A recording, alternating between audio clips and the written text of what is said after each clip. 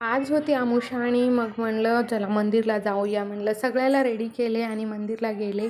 आणि मंदिरमध्ये ना थोडंसं इमोशनल झाले, कारण ना माझ्या मुलीनं एक मुलगा छोटा त्याच्यासोबत खेळत होते आणि मला ते बघून कसं तर वाटत होतं. माझ्या मुली पण म्हणतात, मम्मी आपल्याला भाऊ कधी येतोय. पण काय माहीत, आता आपल्या सगळ्या गोष्टी आपल्या थोडी हातात राहतात, ते देवाच्या हातात. त्यांच्या नशिबात भाऊ असेल तर होईल नक्की. आणि हे मग ना सिंगार करत होते देवीला. मग म्हणलं आम्ही थोडं समोसे वगैरे खाऊन घेऊ म्हणलं. मग समोसे वगैरे खाऊन घेतलो. आमची जाऊबाई, आम्ही, आमचे दीर, आमच्या मुली, माझा नवरा, असं मस्तपैकी टाईम स्पेंड केला तिथं.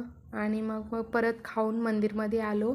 आणि असं मंदिरमध्ये थोडं उघडायला मंदिर अजून टाईमच होता. मग नंतर उघडलं, पाया वगैरे पडले.